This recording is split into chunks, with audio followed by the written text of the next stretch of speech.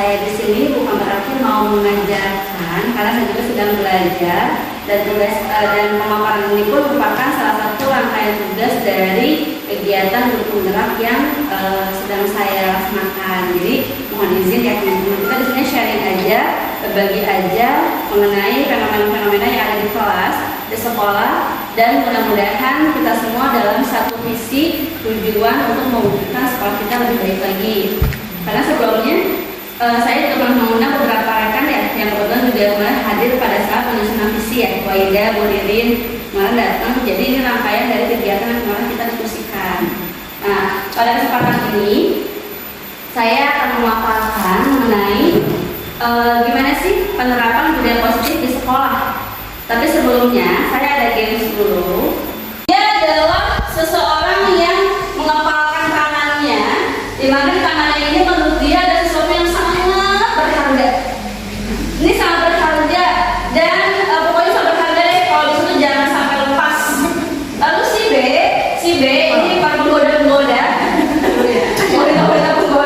Dia itu pengen si A melepaskan genggamannya dan menyerahkan kepalanya genggamnya itu ke dia.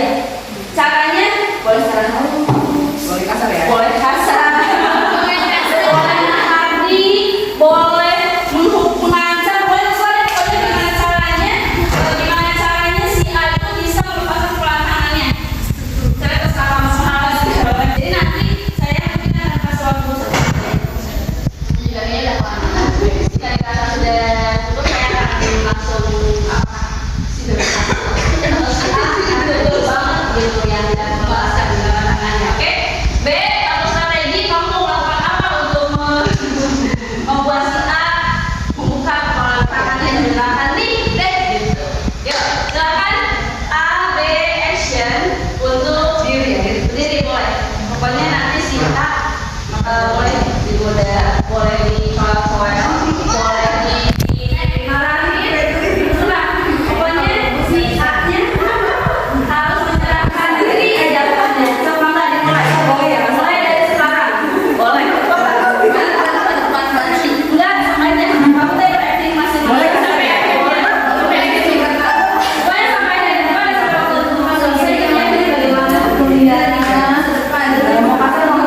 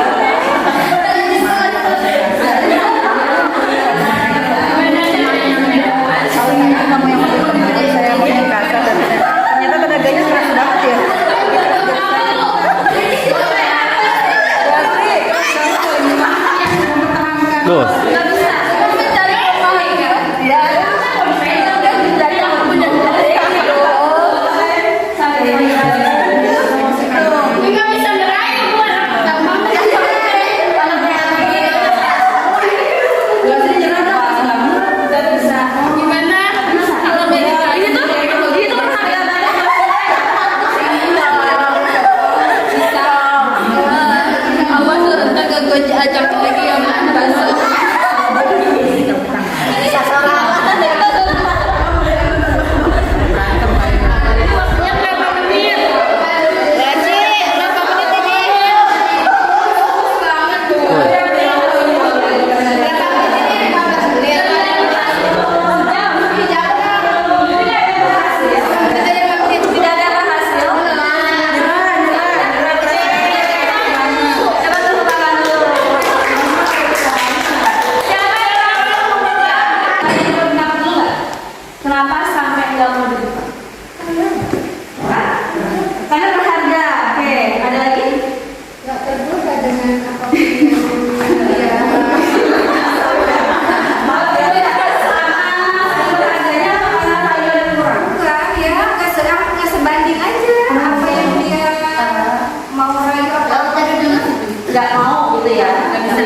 Oke, ada lagi.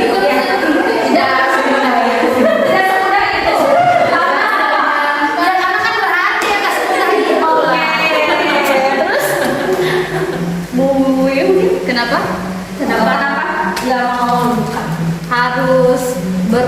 pendirian kuat. Karena kalau mau mencapai satu tujuan harus memiliki tekad yang kuat.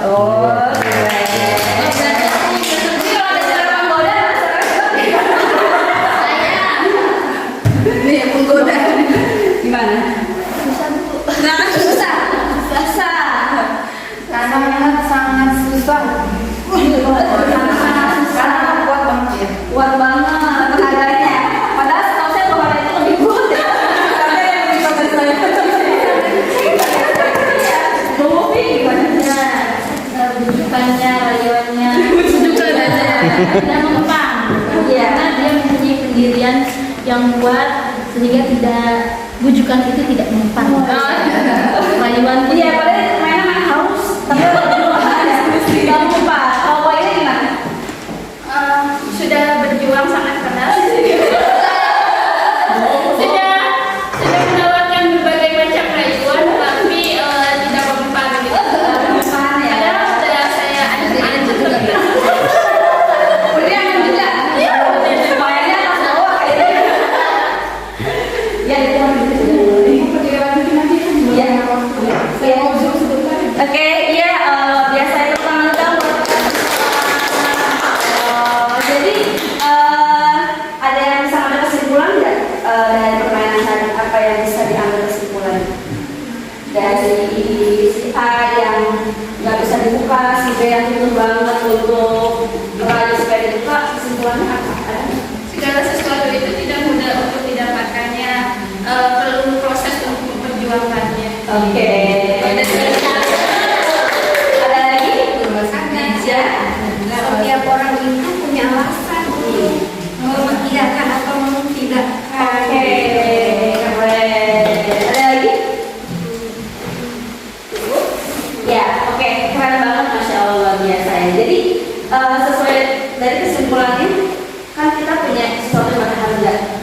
Kadang ada yang mau merelakan, ada juga yang dengan teguh hati tidak mau memberikan. Itu yang membuat seseorang melakukan muda itu siapa sih? Diri sendiri. Apakah terpengaruh dari orang lain nggak? Bukan rayuan, terjadi ancam. Tapi ternyata ibu-ibu di sini tetap bertahan karena diri sendiri yang mempertahankannya. Berarti ibu semua masuk pertahanan mereka ya. Nah karena ini, kita masuk ke disiplin. Bu Asri masih ini? Yes. Masih? Boleh aja. Full? Nih, kita bicara tentang budaya positif. Sebelum ke budaya positif, kalau misalnya ada kata positif, berarti arahnya pasti akan pada kebaikan ya, biasanya gitu. Nah, untuk memulai budaya positif, kita harus mempunyai segala sesuatu yang positif dulu dalam diri kita atau dalam keseharian manusia. Nah, disiplin positif merupakan unsur utama dalam terwujudnya budaya positif yang dicita-citakan. Tujuannya disiplin positif itu adalah menanamkan motivasi yang ketiga. Teman-teman tahu nggak motivasi itu ada tiga? Yang pertama, motivasi karena dorongan karena takut dihukum. Yang kedua, dorongan karena reward, ada jadi untuk hadiah. Yang ketiga itu dorongan dari dalam diri atau motivasi intrinsik. Nah, orang yang punya disiplin positif artinya dia itu adalah orang yang sudah mempunyai motivasi intrinsik dari dirinya. Jadi kalau tadi diskusi dengan Yunis, disiplin kayak tadi kita, kenapa sih kita itu nggak mau nyerahin sesuatu berharga ke orang lain? Karena kita yang mau kan, kita yang mau nyerahin, bukan karena Wiwi membaik jadi saya nyerahin, bukan karena Wiwi galak dia nyerahin, bukan kan? Tapi kita itu memberikan sesuatu, melakukan sesuatu karena kita pengen. Mungkin kalau kita sebagai orang dewasa, karena kita sudah lebih banyak pengalaman ya. Tapi kadang anak-anak suka memberikan sesuatu karena rasa takut, pengen dipuji, atau yang ketiga ini yang karena dia sudah sadar kalau dia pengen itu agak jarang.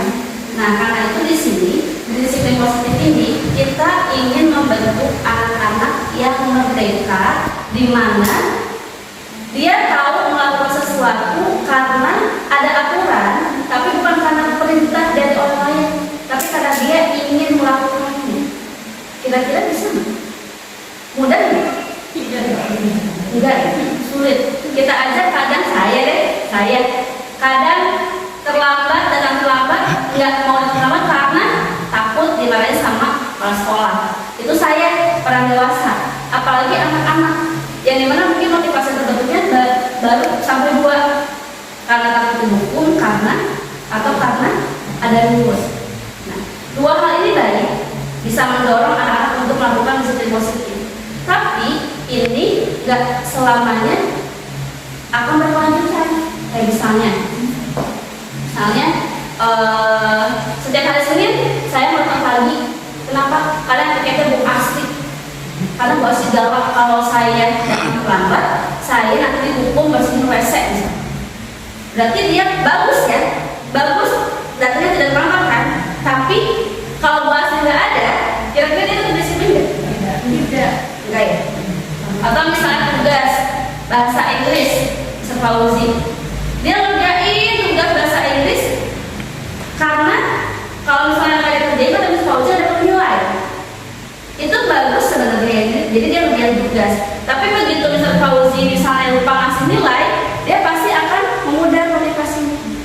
Dari sini kita akan mencoba membangun budaya positif yang memunculkan kemerdekaan, di mana anak tuh aku ngerjain bahasa Inggris karena aku senang sama bahasa Inggris. Mau kalau bisa kalau datang kayak mau nggak kayak karena aku senang aja belajar bahasa Inggris gitu. PPS-nya kayak gitu, memunculkan yang seperti itu. Nah, di dalam disiplin itu ada nilai-nilai kebajikan yang harus dipahami bahwa tanpa kita sadari kita ini melakukan sesuatu pasti ada alasannya ya. Ada alasannya kan. Bung Viko kenapa datangnya tidak mau terlambat?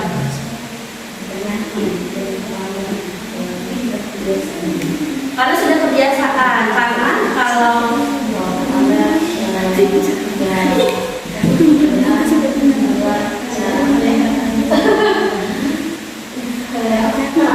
peraturan masih ada, karena peraturan satu tidak. Iya, berarti oke.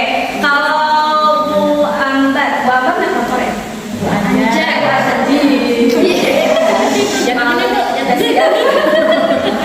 Bu Anja kalau ke sekolah naik motor itu kalau Bu Anja pakai helm apa enggak? Kenapa? Kenapa pakai helm? Sebenarnya boleh nggak pakai helm? Nggak boleh pasti ya? Atau polisi? Terus kenapa Bu Anja pakai helm? Sudah terbiasa.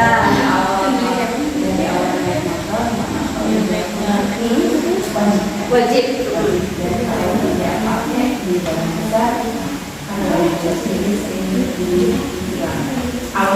Awalnya, oke, awalnya. Masa aneh kalau dingin. Terus apa lagi? Awalnya aturan, awalnya paksa. Karena merasa ada manfaatnya ya. Manfaat dari pakai helm itu apa? Manfaat dari pakai helm itu kira-kira kalau itu kalau saya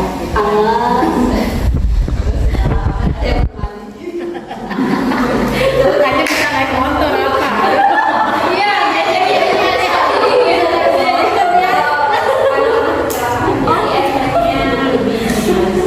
oh, berarti meminimalisir kecelakaan itu safety ya, keselamatan. Oke. Nah, jadi teman-teman nih, sebenarnya apa yang kita lakukan itu tanpa kita sadari ada yang namanya sebuah alasan, di mana alasan itu adalah sebuah nilai atau value yang kita yakini.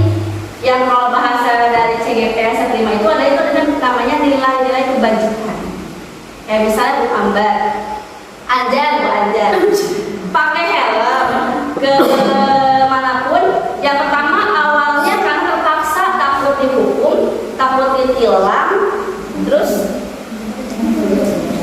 Ya, terus lama-lama karena ada kebiasaan dipupuk, ditanamkan sebuah nilai misalnya atau misalnya diomongin gitu sama orang kalau pakai helm itu gini, akhirnya dia jadi terbiasa sehingga memunculkan sebuah keyakinan bahwa kalau nggak pakai helm saya akan merasa tidak nyaman dan takut kecelakaan. Jadi dia memunculkan lama-lama muncul motivasi intrinsik dirinya yang mendorong nggak ada polisi juga saya tetap pakai helm gitu. Kalau misalnya pun saya ngatur saya kecelakaan atau apa tapi saya tetap butuh pakai helm gitu. Itu yang sebenarnya akan kita budayakan, akan kita tentukan di dalam diri anak. Berat sih. Jadi anak tuh biar ngerti kenapa kamu datang terlambat. Pernah nggak nanya kayak gitu? Atau misalnya kenapa kamu harus tepat waktu? Karena takut dihukum. Karena banyak alasan ini. Terus akhirnya kebiasaan yang tadinya dipaksa itu lama-lama menjadi sebuah kebiasaan yang membuat anak-anak itu merasa, oh ternyata saya memang perlu datang tepat waktu karena saya yang perlu, bukan karena aturan sekolah, bukan karena dihukum, bukan karena apa, tapi emang karena saya perlu. Dan tadi Bu Anja tadi, awalnya saya terpaksa tapi lama saya perlu, dan itu yang harus kita munculkan dalam budaya positif ini. Nah, budaya positif ini apa ya? Perjalanan sangat panjang, nggak kayak makan cabai langsung pedes, tapi butuh kerjasama, butuh komitmen dari semua pihak. Nah, dari hal kecil, budaya positif ini nggak mungkin saya aja yang pengen atau bapak ibu aja yang pengen. Misalnya kelas 71 pengennya anaknya bagus semua, tapi kan 71 akan bermain dengan 72, 73, 74. Nah, kalau 72, 73, 74 nya dia nggak punya persamaan persepsi, kan 71-nya dia pengen baik, jadi ambiar ya, jadi kayaknya itu terpengaruh hal yang jelek. Makanya kita di sini kalau untuk merubah satu sekolah secara keseluruhan, kira-kira bisa nggak? Bu Wiwi misalnya, kamu bukan kepala sekolah ya, tapi Bu Wiwi punya mimpi, saya pengen anak-anak pedagang tepat waktu. Bu Wiwi kira-kira bisa nggak dia menggerakkan semua satu sekolah? Sedangkan dia itu bukan kepala sekolah, kira-kira bisa? Enggak. Tapi Bu Wiwi adalah wali kelas 7-2, di mana Bu Wiwi itu adalah kalau kita bisa dibilang yang paling harus didengar sama anak-anak. Kira-kira kalau di dalam kelas Bu Wiwi mungkin nggak membuat anak-anaknya bisa nurut sama Bu Wiwi?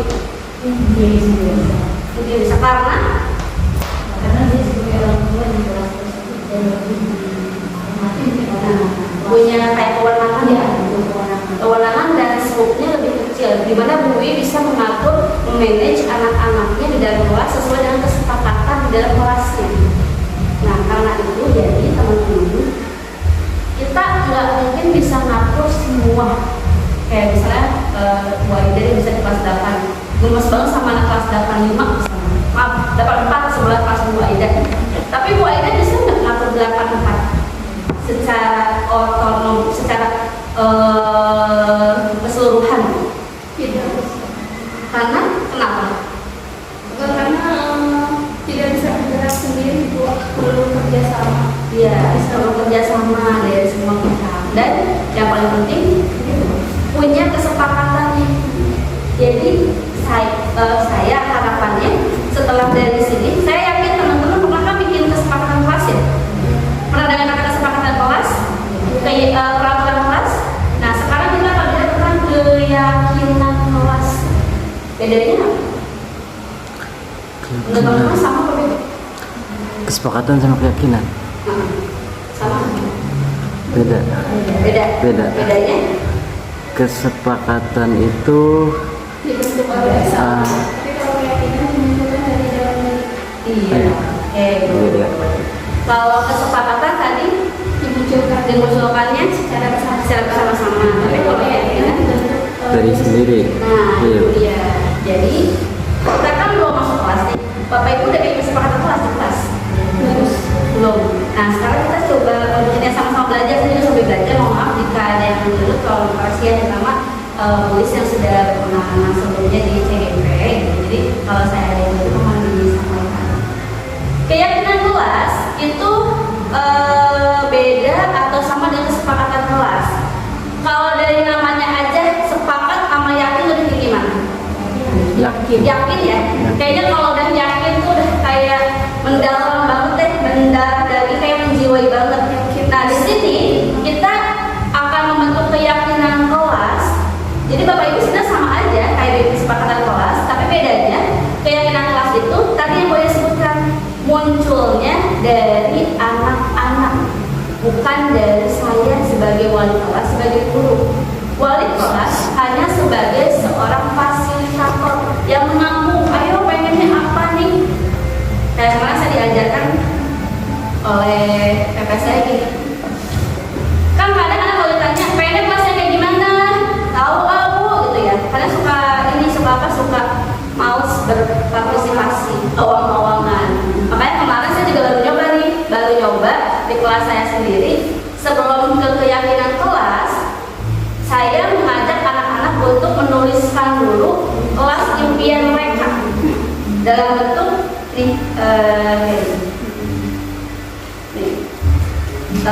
ini stick note ini.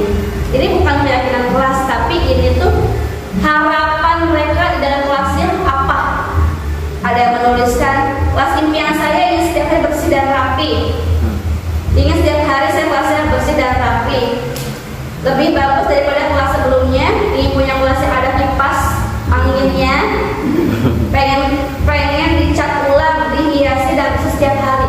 Ini mereka yang tulis, bukan saya yang menuliskan. Jadi pertama saya melakukan dulu impian mereka apa. Nanti setelah punya impian kita baca, kita bahas, lalu nanti kita baru mungkin akan membuat sebuah kesepakatan yang akan menjadikan keyakinan. Membuat keyakinan kelas itu sebenarnya mirip dengan membuat kesepakatan, tapi ada perbedaan dalam redaksi. Di mana kalau keyakinan kelas itu guru tidak boleh menggunakan kata tidak dan jangan, tapi harus menggunakan kalimat positif. Kalimat positif dan kalimatnya itu singkat, jelas, padat. Kayak misalnya tidak boleh datang terlambat. Biasanya kalau anak-anak bilang jangan, lebih banyak ngelakuin apa enggak? Ajak dulu ya, kata bahasa Sunda.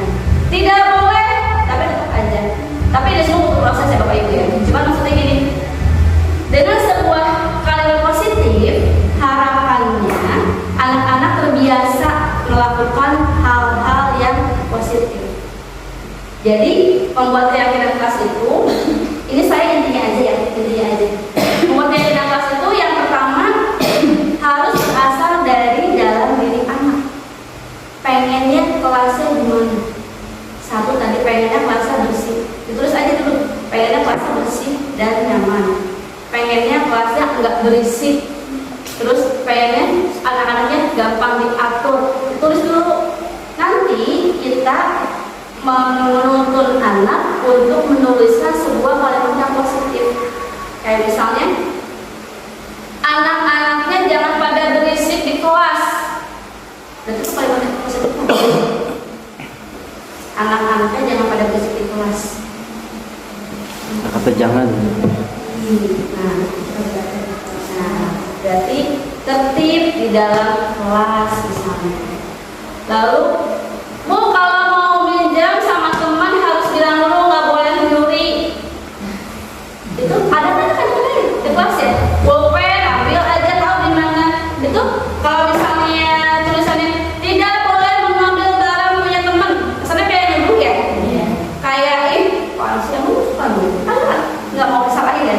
Itu kalimat positifnya Sebelum diajak izin, meminta izin jika ingin meminjam barang. Itu jadi sebenarnya kesepakatan kelas itu kita tampung dulu semua anak bisa ditulis, bisa menggunakan stick note atau melalui media lainnya. Anak-anak tuh pengennya apa? Pakai bahasa mereka dulu aja. Nanti kita sebagai guru yang menuntun anak-anak untuk merumuskan dan upayakan tidak menggunakan kata tidak atau jangan, karena kan kita mau mempositifkan peran anak ya. Itu sih sebenarnya inti dari sehingga nanti pada saat sudah ada kesepakatan kelas, nanti anak itu bisa lebih mudah-mudahan bisa lebih, jadi gini, kalau sudah ada kesepakatan kelas, kita tuh jadi kayak gampang buat mengeksekusi kali ya, kayak mengeksekusi kayak gini misalnya. Jika sudah ada kesepakatan kelas, kita sebagai guru, ibu mau ya. Kalau sudah ada kesepakatan kelas, kita sebagai guru itu lebih mudah untuk dapat membuat anak terus sadar saat dia melakukan sebuah kesalahan. Misalnya kayak anak, contoh kayak tadi misalnya yang gampang aja, datang tepat waktu, lalu anak datang terlambat. Kalau nggak ada kesepakatan kan kayaknya kita sungkan ya. Oh ya, terima kasih.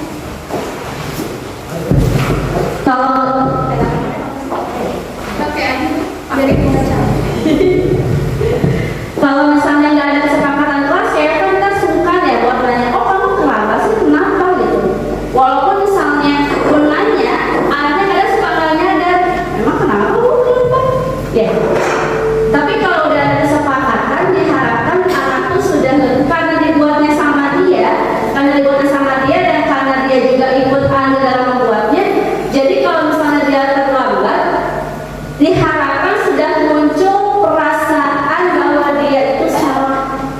Sehingga kalau misalnya dia muncul salah karena muncul perasaan dia melakukan kesalahan, saat ditanya,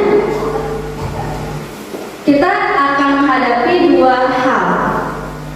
Apakah kita akan menghukum atau akan memintanya melakukan konsekuensi?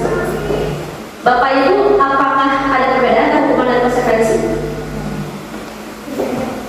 Bedanya apa? Hukuman sama konsekuensi. Bedanya Bu ya? Ya. Kalau hukuman, pernah nggak hukum? Seringnya nggak apa Anda? Contoh hukuman yang pernah dikasih.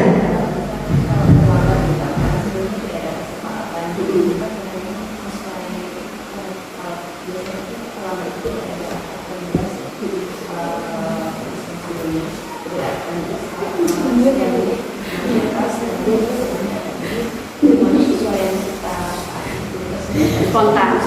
Oke, iya. Jadi kata Bu Anda, kalau misalnya saya dulu sering menghukum karena di sekolah sebelumnya itu tuh nggak ada kesepakatan kalau terlambat itu diapain, sehingga saya melakukan hal spontan aja, maunya saya apa kalau anak itu terlambat gitu ya. Jadi Bapak Ibu, nah ini namanya keyakinan kelas. Keyakinan kelas itu kan berarti hal-hal yang disepakati dan diharapkan dijiwai oleh anak-anak ya. Kalau misalnya kita sudah punya kesepakatan, maka sebenarnya sudah tidak ada lagi yang namanya hukuman untuk anak. Sehingga anak itu akan memilih konsekuensi atas apa yang dilakukannya. Kalau misalnya Bapak Ibu, kalau misalnya itu kan sesuai ya. Kamu kemana? Udah tahu masuk jam 7, datangnya jam 8, berarti kamu akan disuruh bersihin kamar mandi. Gak punya pilihan, seneng gak ngelakuin? Kira-kira muncul kesadaran gak kalau saya tuh kalau tuh salah? Enggak ya? Tapi kalau misalnya tanya, Wiwi, kenapa datang terlambat? Kesiangan. Kamu tahu kalau terlambat itu tidak boleh? Tahu. Lalu apa yang harus kamu lakukan untuk mempertanggungjawabkan perbuatan kamu? Tanya. Lalu anak memilih apa yang menjadi konsekuensinya. Atau misalnya nanti kita akan membicarakan tentang tata tertib. Tata tertib itu kan sebuah aturan yang sudah disepakati ya. Sudah disepakati oleh semua pihak. Sehingga jika melanggar tata tertib ada konsekuensi sebenarnya, bukan hukuman.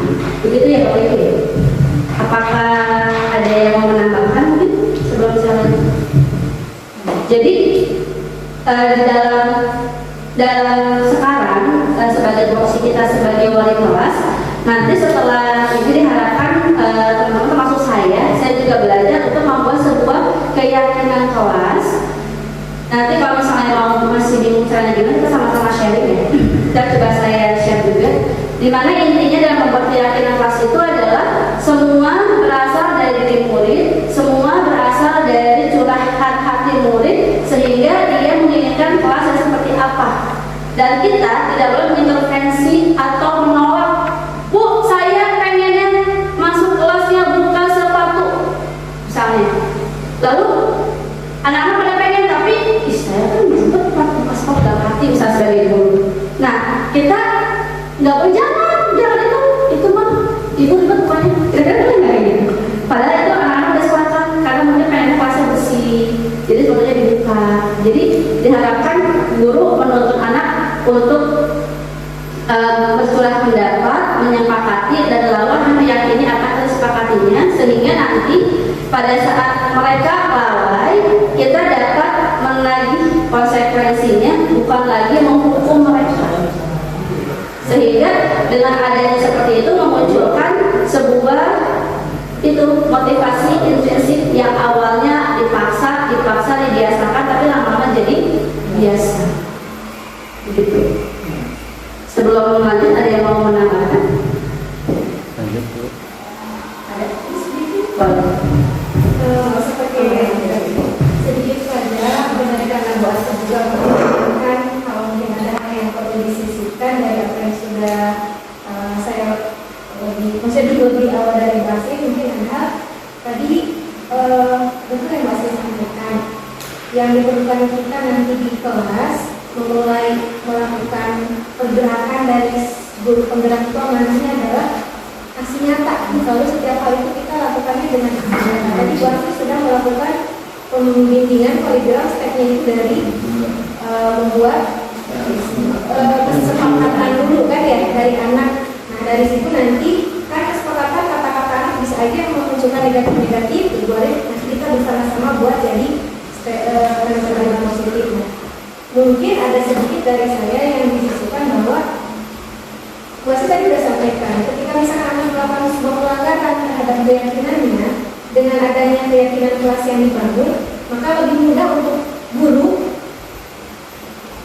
mungkin kalau setidaknya tidak untuk membuat rasa bersalah pada diri anak, tapi lebih mengatakan bahwa keyakinan kita apa sebelumnya. Jadi lebih ke arah bahwa anak itu dibawa pada sebuah kesadaran bahwa ada sebuah keyakinan dia yang dilanggar, tapi tanpa membuat dia harus merasa bersalah gitu. Karena sebenarnya kalau kesalahan manusia itu kan memang membuat tempatnya salah, kalau dia bilang ya tempatnya salah. Karena di sini juga yang sering kali kita lupa, terkadang sering saya juga kalau bilang tuh biar akan menurut itu biar dia itu merasa bersalah gitu sama dirinya gitu. Terus sebenarnya ternyata harus kita ubah gitu bahwa anak itu supaya nggak minder, jadi jangan membuat itu jadi merasa bersalah dari depan teman-temannya gitu. Tapi lebih ke arah dibawa ke sebuah pemikiran lebih dewasa dan terstruktur bahwa kamu sudah punya keyakinan gitu ya sebelumnya tentang pengalaman itu gimana gitu, biar kan dia bercerita lagi. Nah ada PR besar di sini sebenarnya buat kita bersama yang sampai sekarang mudah-mudahan bisa kita atasi bersama juga. Tadi bos sampaikan ada konsekuensi dari sebuah keyakinan yang dilanggar gitu, biar tidak jadi hukuman. Saya belum tahu apakah Bu Asri akan menyampaikan hal ini juga, cuman khawatir ternyata Bu Asri tidak kesana, saya ingatkan sedikit di perihal konsekuensi yang dibuat itu seringkali kita ini nggak menemukan itu tuh harus ada hubungannya dengan pelanggarannya. Jangan ibaratnya dia terlambat. Sebenarnya ini yang kita masuk ke sulit ya, makanya kita harus lebih kreatif. Ketika si anak itu terlambat, seringkali kita itu refleks dengan ini loh hukuman buat dia gitu, misalnya bersihkan WC atau apa. Tidak ada hubungan. Amanat dari pembelajaran guru pengetahuan, misalkan anak terlambat pelajaran saya di matematika,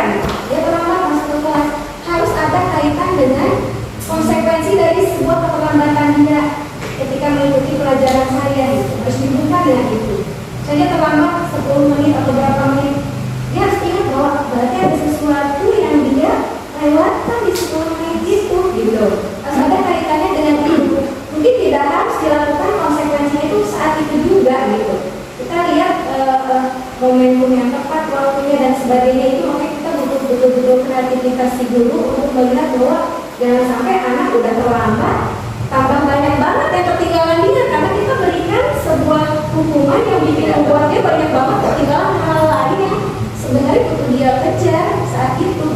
Mungkin itu barangkali yang bukan mengingatkan Mbak saya, mengingatkan saya juga ini sebuah PR besar yang saya juga suka masih kesulitan untuk membuat konsekuensi dengan anak atas sebuah pelanggaran yang dilakukan terhadap keyakinannya. Misalnya buang sampah ya, buang sampah, apakah dengannya enggak? Nah itu sebenarnya menurut saya harus ada cara lain yang memang lebih membuat dia kenapa ya nggak boleh buang sampah dan enggak, kalau denda kan dendanya ada, buang sampah lagi gitu, seperti itu. Mungkin itu saja, jadi intinya konsekuensi yang kita buat itu nanti harus ada kaitan dengan perbuatan yang dilakukan. Itu saja tambahan. Sama-sama Bu, terima kasih sudah mengingatkan. Tadi juga saya jadi teringat juga dengan materi yang Bu Is tadi sampaikan. Jadi tadi kata Bu Angela, saya adalah pelanggar karena nggak ada kesepakatan, nggak ada konsekuensi. Akhirnya saya nyuruh anak untuk melakukan apa aja saya pengen, gitu ya. Kayak misalnya nih contoh, saya mau nanya, kita bedakan dulu hukuman dan konsekuensi. Saya mau nanya, ada anak dia terlambat belajar matematika, lalu guru tersebut meminta anak untuk berlari 10 kali lapangan. Itu konsekuensinya hukuman. Lalu Pak Devi, guru olahraga, dia sedang mengajarkan anak olahraga. Lalu tiba-tiba si Andi datang terlambat. Lalu Pak Devi minta si Andi keliling lapangan 10 kali. Itu konsekuensinya hukuman. Konsekuensinya hukuman. Hukuman konsekuensi. Jagain Miss ya. Jika kaitannya mungkin pelajaran olahraga itu sedang Buat sebuah konsekuensi. Ya. Jadi bisa jadi Pak Devi sedang memberikan konsekuensi karena mungkin pada saat pelajaran Pak Devi memang biasanya pemanasan dulu 10 kali keliling lapangan. Tapi karena si Andi datangnya terlambat, jadi si Andi disuruh lari keliling lapangan 10 kali. Itu sebuah konsekuensi karena teman-teman yang lain pun sudah melakukannya. Sedangkan si Andi terlambat, jadi dia diminta untuk melakukan hal yang sama dengan teman-temannya gitu. Jadi kalau misalnya konsekuensi dan hukuman, makanya nanti akan dibahas di tata tertib ya. Sebuah tata tertib yang berkonsekuensi, bukan yang berhukuman. Karena kalau hukuman itu akan membuat anak tidak sadar, malah dia menjadi dendam. Tapi kalau konsekuensi membuat anak menjadi menyadari, oh udah ada aturannya, tapi saya melanggar, akhirnya menyadari dan mungkin memperbaiki. Nah, nanti saya akan berlanjut ke tipe-tipe guru, apakah kita termasuk yang mana, tapi kita simak dulu ini tentang kebutuhan dasar manusia. Bapak Ibu seringkah bertemu dengan anak-anak yang unik, yang membutuhkan perhatian, terlambat tiap hari, caper, pengen merhatiin, pakai lipstick, pakai segala macam. Itu apakah mereka bermasalah? Ataukah ada kebutuhannya yang belum terpenuhi? Kita sebagai manusia itu punya 5 kebutuhan dasar yang harus terpenuhi. Kalau itu tidak terpenuhi, akan menjadi sebuah masalah. Pertama, bertahan hidup. Pernah nggak melihat anak-anak sering ada di kantin pagi-pagi? Pernah? Salah nggak sih kalau mereka itu sarapan di kantin dengan alasan ibu saya nggak nyiapin sarapan, Bu? Terus apakah kita sebagai guru bersikap adil jika menghukum mereka yang belum sarapan, sedangkan mereka butuh sarapan untuk belajar? Yang salah siapa? Kalau yang salah siapa? Bingung ya. Karena karena apa? Karena kayak misalkan gitu. Anak-anak datang ke sekolah tidak terlambat, tapi dia ada di kantin karena dia ada di kantin sehingga pada saat pelajaran pertama dia terlambat dengan alasan dia lapar belum sarapan sehingga dia pengen sarapan dulu sebelum masuk kelas. Logis ya sih alasannya. Tapi salah ya. Berarti kenapa ada masalah itu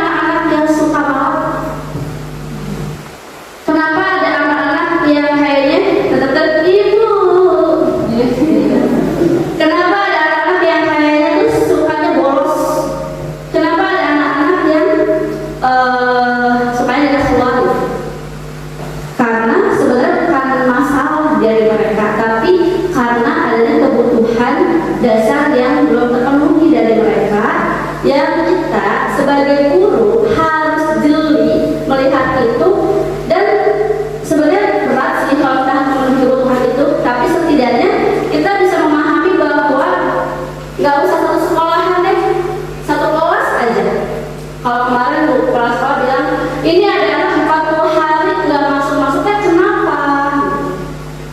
Kok bisa orang tuanya nggak tahu dan segala macam? Berarti kita lalai ya, kita lalai dalam melihat kebutuhan apa yang dia butuhkan.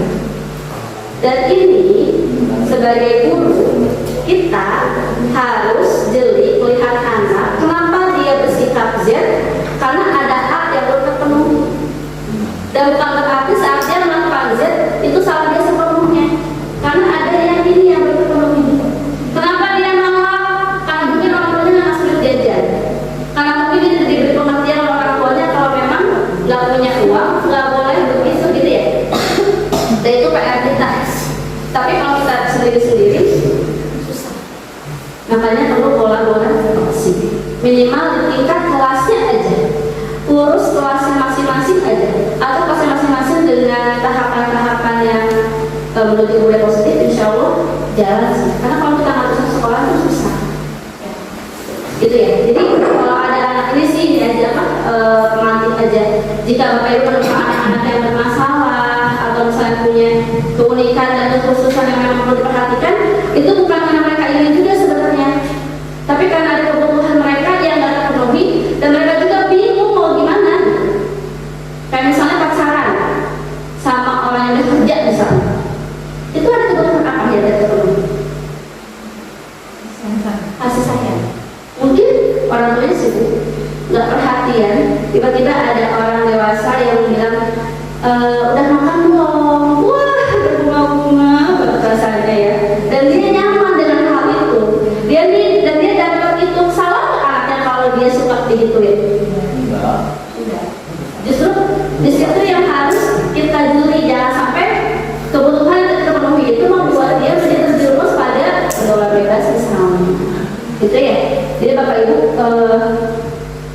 upayakan tidak judgement anak. Ya misalnya anak terlambat, kamu terlambat dulu, Ustaz. Itu nggak bakal membuat dia bersedia terlambat. Besoknya pasti akan terlambat lagi, malah mengajarkan kayaknya. Dan malah mungkin dia belajarnya malah udah terlambat, bolos, pernah masuk, pelajarannya konsen akan nambah masalah lagi. Karena mungkin saat dia terlambat, nggak punya kendaraan, nggak punya ongkos, bangun ke siang segala macam. Kita harus berpositif thinking untuk menuju pada budaya positif. Itu ya Bapak Ibu. Ini yang tadi Ibu disampaikan dalam menyampaikan sebuah konsekuensi atau hukuman. Ada 5 posisi kontrol yang mungkin apa kita sadari kita sudah melakukan ini.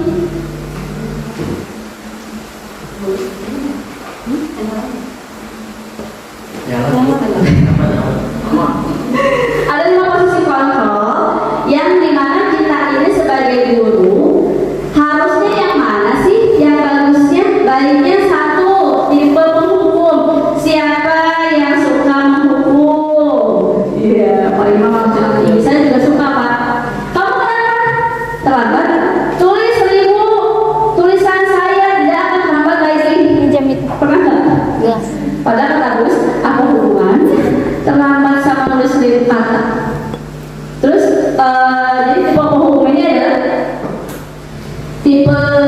tipe orang, tipe guru yang suka menghukum tanpa mengindahkan sebuah peraturan yang jelas. Jadi kamu terlambat tanpa mendengar dari alasan segala macam, dia langsung kalau udah ada aturan yang kamu terlambat berarti dihukum. Dan itu sebenarnya bagus sih kalau bisa dihukum. Akan membuat anak muncul nggak kesadarannya, atau akan membuat anak jadi salah satu? Menurut siapa? Nah, menurut siapa? Kalau menurut guru gimana? Guru yang mana? Guru yang mana? Masing-masing kan punya persepsi dan cara yang berbeda misalnya masalah. Tapi masing-masing orangnya untuk bersama seperti apa? Apa memang pendekatan secara emosional, atau pendekatan secara komunikasi, atau pendekatan dengan secara psikologi? Lihat dulu masalah akar seperti apa. Karena pemimpin hakim memberi hukuman itu beda lah dari ketentuan. Kita lihat dari lingkungan paling kecil aja, dua kan. Ya kan kalau kita salah, terima salah. Iya. Kan itu. Karena sudah ada kesepakatan. Karena kalau kita lihat hukuman itu pasti keluarga itu ada kan hukuman. Pasti dan kalau tidak ada hukuman efek jerah, gimana mereka mau belajar? Iya. Kalau kita tunggu kesadaran sampai kapan saya menurut yang panjang, Iya. hingga lingkungan sudah kondusif. Iya. Kalau kondusif sudah terjadi, kesadaran akan timbul. Betul. Jepang itu adalah negara yang bersih, tapi aturan dipakai. Pasti ada istilah pemaksaan. Ya kan? Ketika tidak ada pemaksaan, maka adanya aturan yang memaksa masyarakat. Kalau tidak aturan, terjadilah sampai mana seperti di lingkungan saya, kan gimana caranya seperti itu. Nah, ya betul. Saya sepakat sebenarnya dengan Pak Imam bahwa ada sepakat ada yang perlu saya luruskan untuk saya sendiri sebenarnya. Jadi sebenarnya gini, tadi kita sudah membahas tentang kesepakatan keyakinan kelas ya Pak Imam ya. Keyakinan kelas itu adalah kesepakatan yang muncul dari anak yang kita rangkum sedemikian rupa sehingga memunculkan kalimat positif sehingga anak tahu saat dia tidak melakukan itu maka akan ada konsekuensi yang harus dia lakukan.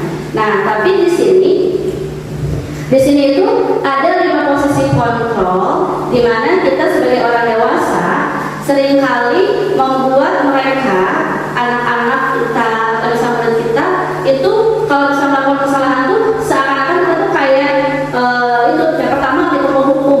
Tipe penghukum itu adalah tipe yang makanya kenapa ada 5 tipe ini karena emang mungkin memfasilitasi melihat bahwa tipe-tipe orang itu berbeda dan dia lebih cenderung lebih cenderung untuk seringnya melakukan yang seperti apa. Kalau yang tipe penghukum dia itu lebih senang untuk ya menghukum dan melakukan sesuatu yang membuat dia jerak. Tapi di sini apakah muncul kesadaran saat dia dihukum? Mungkin akan muncul saat si penghukum itu ada. Tapi saat penghukum tidak ada, apakah itu akan membuat anak terbiasa tidak terlambat misalnya? Karena ini munculnya dari motivasi eksternal, ya. Jadi kalau misalnya tipe penghukum ini bagus, tadi dipaksa, bagus, jadi anak itu bisa tidak melakukan. Tapi saat si orang ini tidak ada, dia belum tentu akan tidak melakukan lagi. Tapi bisa juga melakukan hal yang dihukumkan tadi. Ya, Mungkin karena tadi barangkali Pak Imam kan datang setelah Ibu selesai memberikan definisi dan istilah-istilah. Jadi di sini mungkin Pak maaf sedikit saya memberikan benar apa yang Bapak sampaikan itu. Penghukum di sini maksudnya itu bukan penghukum yang dalam tanda kutip definisinya itu dia sebelumnya belum ada konsekuensi atau aturannya, belum ada sebuah rule yang jelas gitu. Tapi kalau misalkan saya bilang kamu harus mengerjakan menulis ayat Al-Quran 5 misalkan gitu, atau misalkan malah tadi disuruh push up gitu misalkan gitu. Nah kalau di awalnya memang itu sudah muncul dari sebuah rule, tidak lagi dari penghukum gitu. Ini lebih ke arah yang penghukum yang saya paham itu penghukum yang tiba-tiba yang spontan kayak tadi Bu Ambar bilang misalnya nih, anak tiba-tiba terlambat karena nggak ada aturan sebelumnya, nggak ada rule sebelumnya, spontan aja bilang kamu bersih WC tuh, kamu cabut rumput tuh, kamu ini tuh gitu, misalnya gitu. Itu yang disebut penghukum yang dalam istilah yang ini gitu. Kalau misalkan kita tetap ingin kamu membersihkan WC misalkan gitu ya, tapi memang di sebelumnya ada aturannya dulu, ada tadi keyakinan yang dibangun sampai ke sebuah konsekuensi yang disepakati bersama, itu bukan lagi sebagai sebuah penghukum. Itu yang saya pahami sih. terima kasih ya atas pencerahannya ya. Jadi itu ya, kalau misalnya di sini posisi konservatif penghukum itu adalah mereka yang memberikan sesuatu tanpa ada aturannya sehingga mereka tuh spontan melakukan dibagi dengan sebuah rules. Terus tipe yang kedua, apakah ada di antara Bapak Ibu yang pada tipe ini membuat rasa bersalah? Dimana kalau misalnya ada anak yang terlambat, misalnya kamu terlambat kesiangan lebih, kamu nggak kasihan sama ibu terlambat terus, gimana sih? Kan udah ibu bilang jangan terlambat. Tapi kalau misalnya ibu terlambat terus, nanti ibu kepala sekolah ngomongin ibu, kamu nggak kasihan sama ibu ya?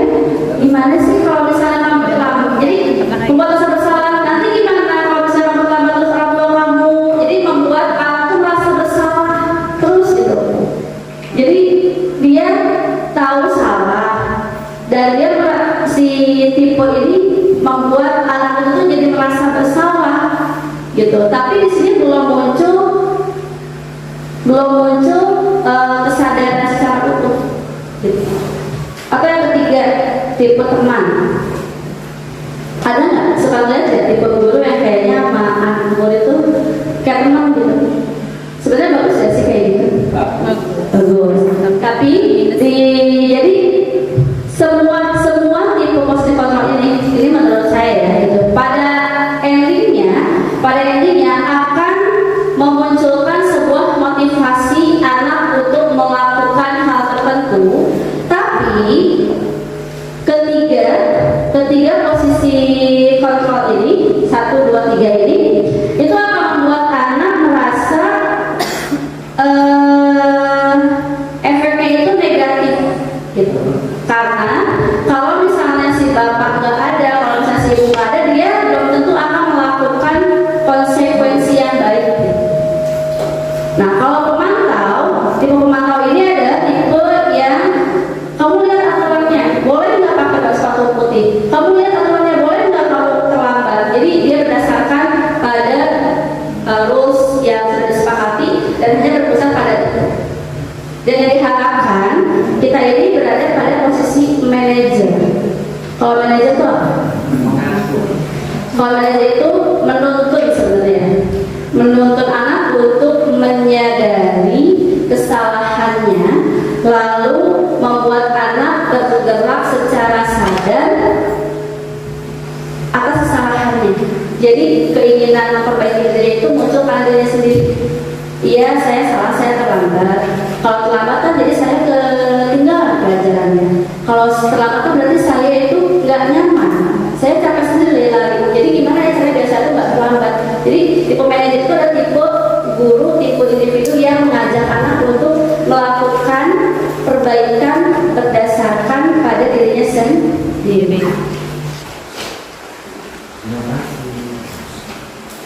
Dalam manajer ini diharapkan seorang guru bisa melakukan yang namanya segitiga restitusi. Intinya itu jangan judgement, tapi melihat alasan, melihat anak, membantu anak untuk bisa menerima kesalahan dia.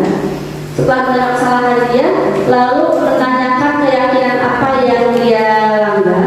Selanjutnya dia akan melakukan apa yang ingin dilakukannya berdasarkan pada keyakinannya itu. Itu sih sebenarnya. Nah, untuk segitiga restitusi ini, kalau misalnya yang pengen tahu caranya gimana, bisa dilihat di channel YouTube saya aja ya. Karena kalau misalnya saya jabarkan, kebetulan waktu ini juga sudah ada agenda lain gitu. Jadi intinya kalau misalnya Bapak Ibu menemukan anak-anak yang bermasalah, anak-anak yang butuh perhatian, itu upayakan ajak dulu bicara, lalu terima dulu perasaannya, lalu validasi tindakan dia itu benar atau salah menurut dia, lalu membuat mereka apakah ada yang salah dalam diri saya sehingga mereka menyadari lalu ingin memperbaiki karena dirinya yang ingin memperbaiki. Seperti itu mungkin Bapak Ibu. Terima kasih atas perhatiannya. Mohon maaf jika saya ada salah kata atau salah pemahaman. Saya di sini juga sedang belajar. Terima kasih atas perhatiannya. Wassalamualaikum warahmatullahi wabarakatuh. Waalaikumsalam.